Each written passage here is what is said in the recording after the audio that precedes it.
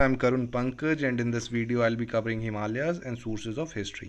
तो हिस्ट्री का सबसे पहला पार्ट होता है सोर्सेज ऑफ हिस्ट्री, जिसमें हमें पता चलता है कि हिमाचल में कौन कौन आया था, कहाँ कहाँ सेटल हुआ था, तो वो सब हमें पता चलता है सोर्सेज से। ठीक है, हम इस वीडियो में सोर्सेज पढ़ेंगे। नेक्स्ट वीडियो में हमारा माइग्रेशंस का होगा कि कौन कौन आया था, कोल्स आए थे, किरात्स आए थे, वो सब पढ़ेंगे। Then third video will be on ancient history.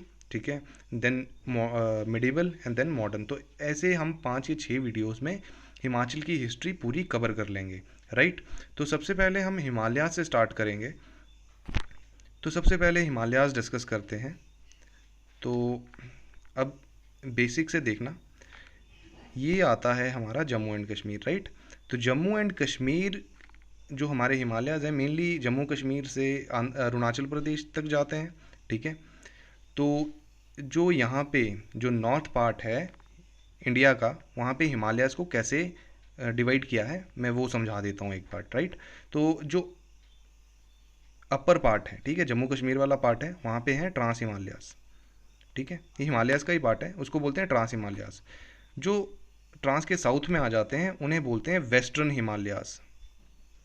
Right, तो ट्रांस और वेस्टर्न हिमालयाज़। ट्रांस में मेनली 4 रेंजेस हैं। राइट, तो सबसे ऊपर आती है काराकोरम रेंज। ठीक है, देन लद्दाख रेंज, देन यहाँ पे तिब्बत वाले एरिया में आता है कैलाश रेंज। ठीक, और उसके नीचे आ जाता है जांस्कर रेंज। 4 हो गई। ठीक है, के मतलब सबसे ऊपर Karakoram, then Ladakh range, then Kailash range और उसके नीचे जांस्कर रेंज। अब ये जांस्कर का पार्ट जो है वो वेस्टर्न हिमालयाज़ में भी एंटर कर जाता है। राइट, फिर ये वेस्टर्न हिमालयाज़ में आ जाते हैं ग्रेटर हिमालयाज़। ठीक है, then middle Himalayas and then lower Himalayas. Himachal में मेनली जो हिमालयाज़ हैं दैट आर वेस्टर्न हिमालयाज़। तो सबसे पहली चीज़ वही है कि Himachal Pradesh is situated in the north west of Himalayas. North west कैसे? क्योंकि हिमालयाज़ को देखा जाए तो हिमालयाज़ अगर इंडिया की अगर लोकेशन देखोगे ना, इंडिया का मैप अगर आप बनाते हो, सॉरी ये कुछ अच्छा नहीं बना, मैं एक बार बना देता हूँ। ठीक है, तो कुछ ऐसे करके, राइट, तो कुछ ऐसे करके इंडिया है। तो यहाँ पे हिमालयाज़ ऐसे जाते हैं। राइट, यहाँ से स्टार्ट होते हैं, नंगा पर्वत से नामचा बड़वा तक जाएंगे। अगर इसका सेंटर पार्ट देखें तो यहाँ से ये है इसका नॉर्थ वेस्ट। राइट, ये वाला आता है नॉर्थ वेस्ट एरिया, और यहीं पर हिमाचल भी है। तो हिमाचल कहाँ लाए करता है? नॉर्थ वेस्ट ऑफ हिमालयाज़ में। राइट, सबसे पहली स्टेटमेंट हमारी ये थी। Then second is Himalayas are believe to have risen from Tethys sea. तो सबसे पहले जो हमारा अर्थ था, राइट, काफ़ी साल पहले, काफ़ी बिलियन ईयर्स पहले जब बना था, तो सब कैसे था? ये बीच में था, इसमें एक बड़ा सा आइलैंड था जिसको बोलते थे पेंजिया, और यहाँ पे पूरा ओशियन था जिसको बोलते थे पेंथालासा। राइट, बाद में ये टूटा और 2 पार्ट्स में डिवाइड हो गया। ठीक है, जिसमें एक बन गया इसका लोरेशिया पार्ट और एक बन गया गोंडवाना पार्ट, और बीच में जो सी थी उसे कहा गया टेथिस सी। ये थी टेथिस सी। राइट, ऊपर लोरेशिया जो आपका यूरोप वाला पार्ट है, देन नीचे गोंडवाना जितना भी, जैसे इंडिया, ऑस्ट्रेलिया, साउथ अमेरिका, ये जितना भी पार्ट है वो सब गोंडवाना का पार्ट थे। ठीक है, जितनी भी कंट्रीज हैं सब गोंडवाना लैंड का पार्ट थे, और बीच में थी टेथिस सी। तो बस बाद में ये टूटते गए। ठीक है, जो हमारी प्लेट मूवमेंट्स होती हैं, टेक्टोनिक प्लेट मूवमेंट्स, उनके बाद जो हमारी अर्थ है आज, तो हम जानते हैं कि 7 कॉन्टिनेंट्स हैं, South America, North America, Antarctica, then Australia, Europe, ये सब जो 7 कॉन्टिनेंट हैं हमारे, तो आज वो बने हैं। ठीक है, उन्हीं में हिमालयाज जो हैं वो किससे राइज हुए हैं? टेथिस सी से। देन आ जाते हैं कि हिमालयाज़ का मेंशन कहाँ कहाँ मिलता है, क्योंकि मैक्सिमम कई बार पूछ लिया जाता है। ठीक है, मैक्सिमम एग्जाम्स में आपको मिल ही जाएगा कि कौन से इसमें ऋग्वेद में औत्रेय ब्राह्मण क्या है? It is extension of Rigveda. Then Atharvaveda, हमारे 4 वेद हैं ना, ऋग्वेद, अथर्ववेद, यजुर्वेद, सामवेद, तो इन सब में हिमालयाज़ का मेंशन मिलता है। तो ऋग्वेद में तो है ही। देन अत्रेय ब्राह्मणा क्या है? Extension of Rigveda. Then Atharvaveda, then Vajasaneyi Samhita Yajurveda की यजुर्वेद को ही कहते हैं, और एक यजुर्वेद की भी एक्सटेंशन है, उसको कहते हैं तैत्तिरीय संहिता। तो इन सब में हिमालयाज़ का मेंशन मिलता है। नेक्स्ट आ जाते हैं स्कंद पुराण, जो सबसे बड़ा पुराण है, महापुराण सबसे बड़ा है। उसमें हिमाचल को कैसे डिवाइड किया गया है? सबसे ऊपर कश्मीर, देन जालंधर, देन केदार जो कि हमारा उत्तराखंड वाला एरिया है, देन कूर्मांचल और देन नेपाल। तो ऐसे हिमालयाज़ को डिवाइड किया गया है स्कंद पुराण में। हमने कौन सा पढ़ना है? जलंधर खंड। जलंधर खंड क्यों? क्योंकि हिमाचल का एरिया जो है वो जलंधर खंड में आता था। तो जलंधर खंड में सबसे पहले जालंधर, जो त्रिगर्त वाला एरिया है यानी कांगड़ा वाला एरिया है, उसे जलंधर कहते थे। देन चंपक, चंपक यानी चंबा वाला एरिया। देन कुलुत यानी कुल्लू वाला एरिया, और देन लाहौल जो कि लाहौल स्पीति वाला एरिया है। और फाइनली शताद्रु, जो कि शताद्रु सतलुज का एंशियंट नेम था। तो सतलुज के अराउंड जितना भी एरिया है उसे शताद्रु कहते थे। एंशियंट संस्कृत लैंग्वेज में हिमाचल को कई नामों से जाना जाता था, जैसे हिमावत, हिमावन, पर्वतराजा, हिमगिरी, हिमाचल, हिमकूट, हिमावंत। तो इन सब नामों से जाना जाता था हिमाचल को, राइट। अब ये बहुत इंपॉर्टेंट क्वेश्चन है, ठीक है। ये स्टेटमेंट्स किसने कही थी ये पूछा जा सकता है। तो सबसे पहले कालिदास ने हिमालयाज को क्या कहा था? Measuring rod of earth. और रविंद्रनाथ टैगोर ने क्या कहा था? Bridge between divinity and mankind. Okay, तो ये बहुत इंपॉर्टेंट स्टेटमेंट्स हैं जो कि कही गई थी। कालिदास ने बोला था मेजरिंग रोड ऑफ अर्थ, और रविंद्रनाथ टैगोर ने कहा था bridge between Himalayas are bridge between divinity and mankind. Okay, अब आ जाओ मेन जो हिस्ट्री का पहला पार्ट है, that is sources of history. Sources of history यानी कि हमें हिस्ट्री का पता कैसे चलता है। हिस्ट्री में कई चीज़ें हुई हैं, ह्यूमन थे या नहीं थे, हमें कैसे पता चलेगा? आर्कियोलॉजिकल डिस्कवरीज होंगी तो पता चलेगा, एंटीक्स मिलेंगे तो पता चलेगा, पुराने मंदिर मिलेंगे तो पता चलेगा, पेंटिंग से पता चलेगा, ओल्ड डॉक्यूमेंट्स एंड इंस्क्रिप्शंस मिली हैं, then British and Mughal records, rural genealogies होती हैं वंशावलीज। वंशावली का मतलब होता है जैसे दादा देन बेटा, यानी राजा की फैमिली से सबसे बड़ा राजा, फिर राजा के बाद उसका बेटा राजा, उसके बाद उसका बेटा राजा, ऐसे ऐसे जो भी राजा बनते गए तो उनकी जिनियोलॉजीज हैं, ठीक है। तो उसके कहते हैं वंशावलीज। देन रिलीजियस लिटरेचर, जैसे ह्यूंत्सेंग वगैरह यहाँ पे आए थे, ट्रेवलर अकाउंट्स, उनके अकाउंट्स, उन्होंने भी तो कुछ लिखा था ना हिमाचल के बारे में। तो उनके अकाउंट्स जब देखे गए तो उससे पता चलता है कि हिमाचल उस टाइम पे भी था, उस टाइम पे भी एग्जिस्ट करता था। देन न्यूमिस्मैटिक्स, यानी न्यूमिस्मैटिक्स होता है स्टडी ऑफ कॉइन्स। तो यहाँ हिमाचल में काफ़ी कुषाण एरा के यहाँ पे कॉइन्स मिले थे, तो पता चलता है कि यहाँ पे कुषाणों का भी राज था, तो उनके कॉइन्स वगैरह जब मिले थे तो ऐसे सब पता चला, राइट। तो ये सोर्सेज थे। हम वन बाय वन सारा करेंगे। सबसे पहले आर्कियोलॉजिकल डिस्कवरीज पे चलते हैं। तो आर्कियोलॉजिकल डिस्कवरीज में क्या है? सबसे पहले तो ह्यूमन लाइफ, यहाँ पे जो हिमाचल में ह्यूमन लाइफ का एस्टिमेट लगाया था आर्कियोलॉजिकल सर्वे वालों ने, वो लगाया था 2 मिलियन ईयर्स ओल्ड, यानी 2 मिलियन साल पहले भी लोग हिमाचल में रहते थे, राइट। अब पता कैसे लगाया? क्योंकि इन्हें यहाँ पे टूल्स मिले, ठीक है, ह्यूमन एविडेंसेस मिले। अब जो टूल्स मिले थे यहाँ पे वो 40,000 साल से भी पुराने टूल्स थे, ठीक है। कार्बन डेटिंग से आजकल सब कुछ पता चल जाता है कौन चीज़ कितनी पुरानी है, तो उससे उन्होंने पता लगा लिया जो उनको टूल्स मिले थे, राइट। अब कहाँ कहाँ मिले थे वो देखते हैं। 3 इंपॉर्टेंट एरियाज़ हैं। सबसे पहले बाणगंगा ब्यास वैली, जो कि गुलेर, देहरा, ढलियारा, ये सारे एरियाज़ आते हैं ब्यास, बाणगंगा ब्यास वैली में, राइट। अब ये बाणगंगा ब्यास वैली कहाँ पे है? ये कांगड़ा में है, क्योंकि बाणगंगा जो है, जो कांगड़ा है, कांगड़ा बाणगंगा के बैंक्स पे ही है। Second is Sirsa Sutlej valley of Nalagarh and Bilaspur. अब ये सिरसा वैली जो है इसे इंडस्ट्रियल वैली भी कहा जाता है, क्योंकि ये नालागढ़ बद्दी में है, और मैक्सिमम इंडस्ट्रीज आप देखोगे तो नालागढ़ बद्दी में ही आपको मिलेंगी। हिमाचल प्रदेश का जो इंडस्ट्रियल एरिया है इसे सिरसा सतलुज वैली भी कहते हैं। यहाँ पे जो टूल्स मिले थे, राइट, उनसे पता चलता है कि यहाँ पर भी ह्यूमन सेटलमेंट रही होगी कुछ टाइम पहले। देन आता है मार्कंडा वैली ऑफ सिरमौर। तो इन सब तीनों जगह बहुत इंपॉर्टेंट है, ठीक है। इन तीनों जगह से पता चला था कि ह्यूमन एग्जिस्ट करते थे, राइट। कब करते थे? 2 मिलियन साल पहले भी एग्जिस्ट करते थे। और जो टूल्स मिले हैं वो कितने पुराने हैं? 40,000 साल पुराने हैं। Traces of Sohan like culture Palaeolithic era in Beas Banganga valley. अब सोहन लाइक कल्चर क्या चीज़ है वो देखते हैं। पाक जैसे इंडस वैली सिविलाइजेशन थी ना इंडिया में, ठीक है, इंडिया और पाकिस्तान में ही थी वो बेसिकली, हड़प्पा वगैरह में थे। वैसे ही एक सिविलाइजेशन पाकिस्तान में भी एग्जिस्ट करती थी, जिसका जो थी सोहन वैली सिविलाइजेशन, और उसका कुछ कल्चर जो था, उसका कुछ मटेरियल जो था, वो हिमाचल में भी मिला है ब्यास बाणगंगा वैली में। तो उससे पता चलता है कि यहाँ पे कुछ ना कुछ लिंक तो रहा होगा सोहन वैली सिविलाइजेशन का कांगड़ा से।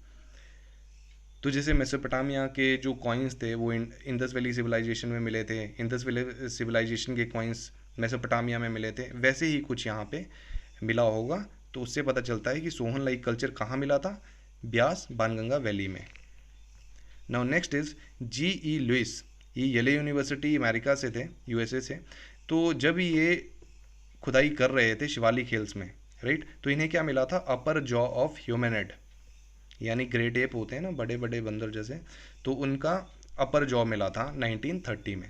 Then professor Lal N Joshi, ये दो बहुत इंपॉर्टेंट नाम हैं, professor Lal N Joshi have estimated the human life in HP to be of late palaeolithic era, यानी कि यहाँ पे जो ह्यूमन एग्जिस्टेंस थी वो लेट पैलियोलिथिक एरा की थी। और वही चीज़ mister Sen of Calcutta university, उन्होंने भी सेम चीज़ कही थी 1955 में, जब वो नालागढ़ आए थे, राइट।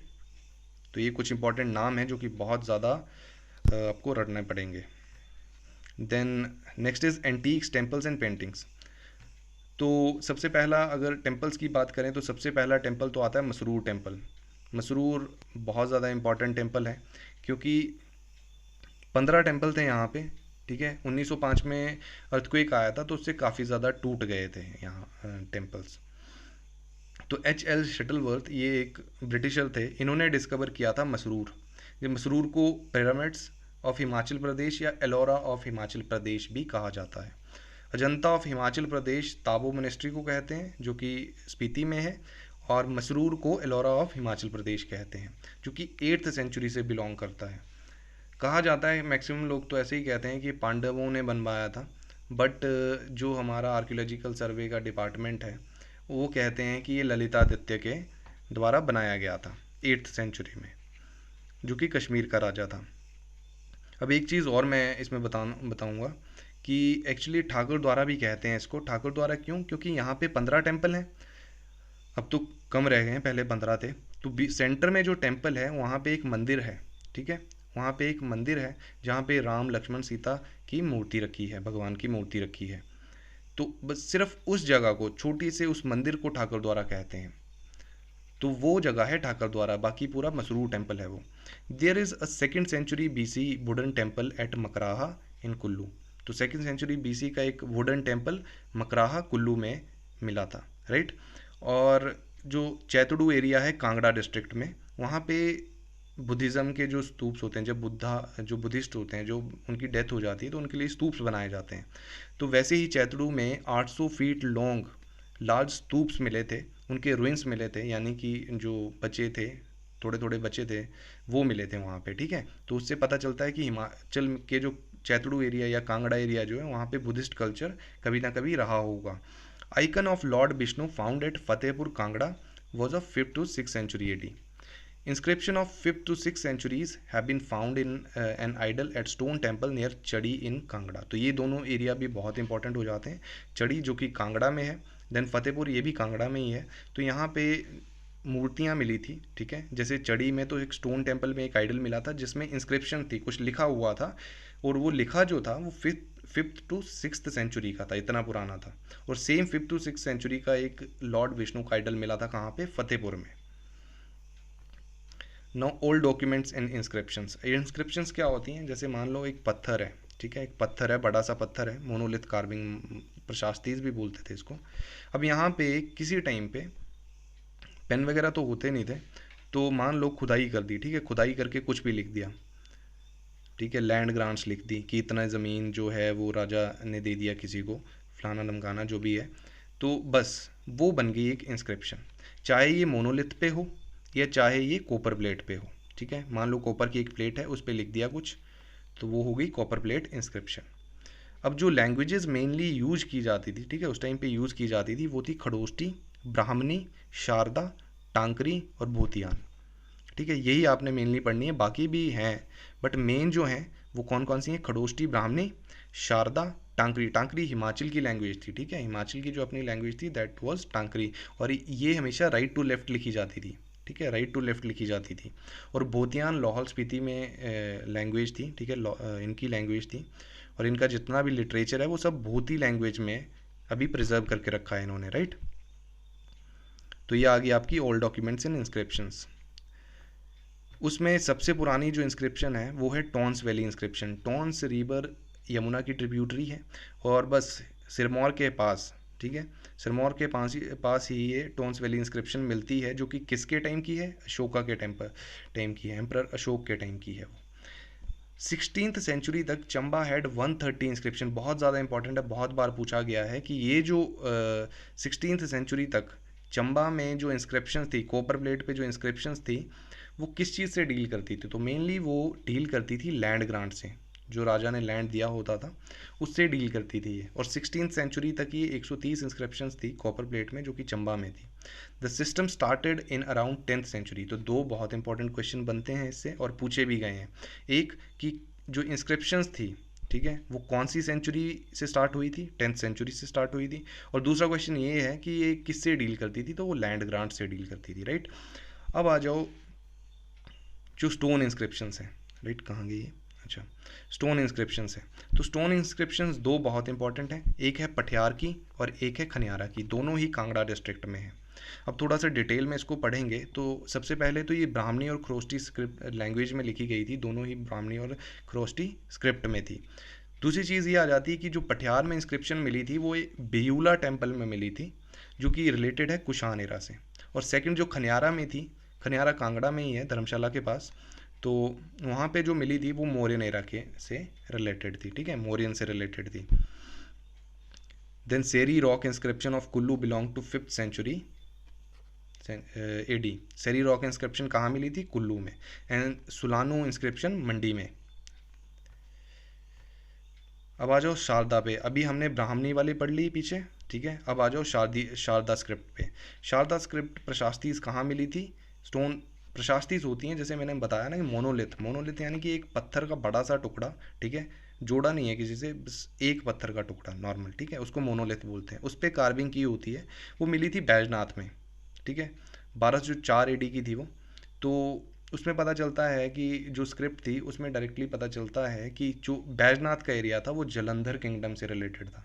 एक्चुअली बैजनाथ को पहले कहा जाता था किरग्राम, ठीक है, किरग्राम बैजनाथ का पुराना नाम है। और ये कहाँ से रिलेटेड है? जलंधर से रिलेटेड थी। जलंधर यानी त्रिगर्त के एम्पायर में आती थी ये। किससे पता चलता है? जो कि प्रशास्ती यहाँ पे मिली है। देन आता है stone slab inscription in Sharada script at Sarahan. Sarahan है शिमला में, right. Dunpur hillock cave inscription at Hatkoti of Hatkoti in Shimla. Hatkoti temple बहुत फेमस है माता का, शिमला में है ये, और ये एरिया भी है, हाटकोटी एक प्लेस भी है। तो यहाँ पर दूनपुर हिलॉक केव मिली है। केव पे इंस्क्रिप्शन है, यानी कि जो हिल पे केव है, एक केव यानी गुफा है, वहाँ पे इंस्क्रिप्शन है। Then copper plate of Nirmand was issued by Maharaja Samudra Sen. ये 7th सेंचुरी की थी, जो कि महाराजा समुद्र सेन, ठीक है, कभी राजा उनको कहते थे, बहुत कभी हारे नहीं वो किसी से। तो उन्होंने एक प्लेट दी थी, कोपर प्लेट, जो कि निरमंड में पाई गई थी, निरमंड एरिया में। तो वो 7th सेंचुरी से रिलेटेड थी। अब दो इंपॉर्टेंट इंस्क्रिप्शंस और आ जाती हैं। First one is Jain inscription है, जैन से रिलेटेड हैं दोनों इंस्क्रिप्शंस। तो अर्लीस्ट जैन इंस्क्रिप्शन जो थी वो 854 AD में मिली थी, ठीक है, कांगड़ा में मिली थी। और ये किससे रिलेटेड थी? दिगंबर से। अब दिगंबर्स कौन होते हैं? जो कि बेसिकली वो जैन होते हैं जो कि कपड़े नहीं पहनते, ठीक है, स्ट्रिक्ट फॉलोअर्स होते हैं ये जैनिज़्म के। सेकंड जो थी, सेकंड जैन इंस्क्रिप्शन 1296 AD में मिली थी, ये बैजनाथ टेम्पल में मिली थी। और इट वॉज रिलेटेड टू श्वेतांबर्स। श्वेतांबर्स होते हैं जो कि लिबरल फॉलोअर्स होते हैं, जो कि वाइट क्लोथ्स पहनते हैं जैनिज्म में, राइट। तो ये सारी इंस्क्रिप्शंस थी। नेक्स्ट आ जाओ ब्रिटिश एंड मुगल रिकॉर्ड्स। अब ब्रिटिश एंड मुगल रिकॉर्ड्स जो यहाँ के मिले हैं वो basically 19th to 20th century में मिले हैं, क्योंकि हिमाचल ब्रिटिश के अंडर आया था 1846 में। मैक्सिमम पार्ट जो हिमाचल का ब्रिटिश के अंडर आया था वो 1846 में आया था, यानी 19th सेंचुरी में आया था। तो रिकॉर्ड भी उसी टाइम के हैं, ठीक है। Then administrative revenue and settlement accounts यहाँ पे मिले थे। देन लेटर्स, ठीक है, उस टाइम पे फ़ोन तो होते नहीं थे, तो लेटर्स लिखते थे एक दूसरे को, तो वो लेटर्स मिले हैं। Sanads granted during reign of Mughal and British era are also source of historical information. अब सनद बहुत इंपॉर्टेंट है। सनद क्या चीज़ होती है वो बताता हूँ तुम्हें। तो यहाँ पे हिमाचल में ब्रिटिश से पहले गोरखा और सिखों का भी राज रहा है, ठीक है।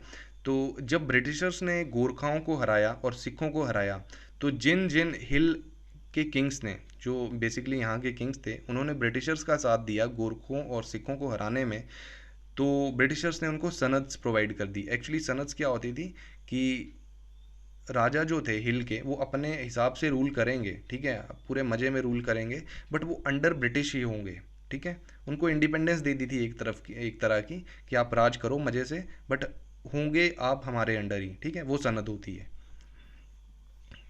देन आओ वंशावलीज़ में। अब वंशावलीज़ क्या होती हैं? राजगुरूज बेसिकली वंशावलीज़ लिखते थे, जैसे मैंने बताया, राजा, फिर उसका बेटा अगर राजा बनता है तो वो नेक्स्ट राजा, तो ऐसे ऐसे वंशावलीज़ बनाई गई होती थी, ठीक है, और उनकी फैमिली वगैरह के बारे में भी उसमें लिखा गया था। तो राजगुरु नॉर्मली रोट द वंशावलीज़, जो राजगुरु होते थे वहाँ पे किंगडम्स में। अब वंशावलीज़ का जब भी नाम आएगा, कोई भी क्वेश्चन आएगा, तो 2-3 नाम बहुत इंपॉर्टेंट है, ठीक है। एक है कैप्टन हारकोट और दूसरा है अलेक्जेंडर कनिंगम। तो वंशावलीज़ जो कुल्लू से रिलेटेड है, ठीक है, कुल्लू के राजा की जो वंशावलीज़ एडिट की थी वो कैप्टन हारकोट ने की थी, जो कि असिस्टेंट कमिश्नर थे कुल्लू के, और इन्होंने एक बुक लिखी थी कुल्लू लाहौल एंड स्पीति, और उसमें ही इन्होंने फिर वंशावली ऑफ कुल्लू एडिट करी थी। और इसका जो मेन डॉक्यूमेंट था, हिस्टोरिकल डॉक्यूमेंट कुल्लू का, वो किसने बनाया था? हीरानंद शास्त्री ने 1930 में। उसके बाद जितना भी बाकी एरिया था, जैसे कांगड़ा, नूरपुर, मंडी, सुकेत, चंबा और राजौरी वगैरह जितना भी एरिया था, उसकी जीनियोलॉजीज किसने बनाई थी, किसने पब्लिश करी थी? अलेक्जेंडर कनिंगम ने। तो बस ये 2 नाम है, ठीक है। हीरानंद का तो बहुत कम पूछा जाता है, बट ये 2 नाम जो हैं, कैप्टन हारकोट और अलेक्जेंडर कनिंगम, ये बहुत इंपॉर्टेंट है। अब कनिंगम ने क्लास किया था 3 मेजर, मतलब जो हिमाचल था उसको 3 पार्ट्स में बांटा था, ठीक है। जैसे सबसे पहले कश्मीर वाला एरिया जो है वो इंदस से झेलम के बीच में जितना एरिया था वो कश्मीर को बोलता था। देन डोगरा, जम्मू, दुर्गर, ये कौन सा एरिया था उसके लिए? झेलम और रावी के बीच का। देन त्रिगर्त, जो ये रावी और सतलुज के बीच का एरिया था, ठीक है। त्रिगर्त का मतलब ये होता है जो कि 3 रिवर के बीच में होता है। रावी और सतलुज के बीच में आती है ब्यास, 3 रिवर के बीच का एरिया आ गया, ठीक है, तो इसे बोलते थे त्रिगर्त। देन एक बहुत इंपॉर्टेंट एरिया, ये भूल गया था, बाद में इसने इसको एडिट किया था, शिमला हिल्स का, जो कि था सतलुज और यमुना के बीच का। नाउ कम्स टू न्यूमिस्मैटिक्स, ठीक है। न्यूमिस्मैटिक्स स्टडी ऑफ कॉइन्स को बोलते हैं न्यूमिस्मैटिक्स। तो हम कॉइन्स के बारे में पढ़ेंगे। तो सबसे पहले तो देखो, मेरी जो नेक्स्ट वीडियो होगी माइग्रेशंस की, उसमें मैं माइग्रेशंस बताऊंगा कौन कौन कब कब आया, ठीक है, कोल्स कौन होते हैं, ठीक है, उसमें मैं आपको बताऊंगा डम्बर कौन होते थे, ठीक है, कुनिन्स कौन होते थे। तो अभी आपने सिर्फ देखना है कि ये इनके पास क्या क्या था, ठीक है, इनके पास कॉइन्स जो थे वो कैसे थे। बाकी इनकी जो पूरी डिटेल है वो आपको नेक्स्ट वीडियो में मिलेगी, ठीक है। तो सबसे पहले ओडम्बर्स ने इशू किए थे कॉपर और silver coins 1st century BC में, okay.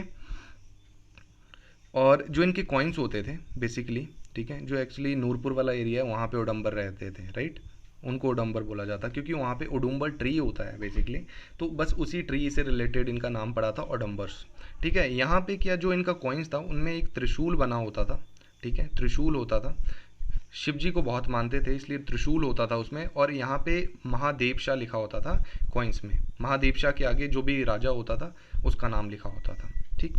Which were issue in the name of king, ठीक है, महादेव शाह और आगे राजा का नाम, and community they had letters in Brahmi and Kharosthi. तो बेसिकली 2 स्क्रिप्ट्स में लिखा जाता था, इसमें जो भी लिखा होता था ब्राह्मणी और ख्रोष्टी में। Next is Kunindas used copper coins for internal trade but they use silver coins for external trade. तो जो उनके अपने एक दूसरे को, मतलब विद इन अपना एरिया, इनका एरिया कौन सा होता था? शिमला सिरमौर वाला जो एरिया, अम्बाला वाला एरिया है, वो कुनिन्स का एरिया होता था। तो बेसिकली बीच में जो अपने अंदर जो इनकी ट्रेडिंग होती थी उसके लिए यूज़ करते थे कॉपर कॉइन्स, ठीक है, क्योंकि सस्ते होते थे वो, और अगर बाहर कोई ट्रेड करना है तो उसके लिए वो सिल्वर कॉइन्स यूज़ करते थे। Next is Kullu had its oldest coin found belonging to reign of Raja Biryas. जो पहला कॉइन कुल्लू में मिला है वो किसके नाम से मिला है? राजा बिरयास के कॉइन नाम से मिला है। उस टाइम पे राजा बिरयास होगा जिसने ये कॉइन निकाले थे फर्स्ट सेंचुरी एडी में। अब copper coins in Chamba were known as Chakli. Chakli की बहुत ही ज़्यादा इम्पॉर्टेंट है ये चकली कॉइन्स, ठीक है। यहाँ का साहिल बर्मन एक राजा होता था, वो योगी चरपटनाथ का बहुत बड़ा ही शिष्य होता था, तो बस अपने गुरु के लिए उसने ये चकली कॉइन निकाला था। Which were further promoted by Sahil Varman with an air image of yogi Charpatnath, ठीक है। तो साहिल बर्मन ने योगी चरपटनाथ के नाम से ये चकली कॉइन निकाला था। इस कॉइन में जो योगी चरपटनाथ थे उनके कान की इमेज बनाई होती थी, ठीक है। तो चकली कॉइन कहाँ से रिलेटेड है? चंबा से रिलेटेड है। साहिल बर्मन ने इसको प्रोड्यूस किया था, ठीक है। उसके टाइम पे ये स्टार्ट हुआ था और किसके लिए डेडिकेटेड था? योगी चरपटनाथ के लिए डेडिकेटेड था, ठीक है। और इमेज थी ईयर की, मतलब कान की। इंडो ग्रीक कॉइन्स भी यहाँ पे मिले हैं चंबा में। कहाँ कहाँ मिले हैं? सरोल में और लचौड़ी में। ये basically first to second century BC के हैं।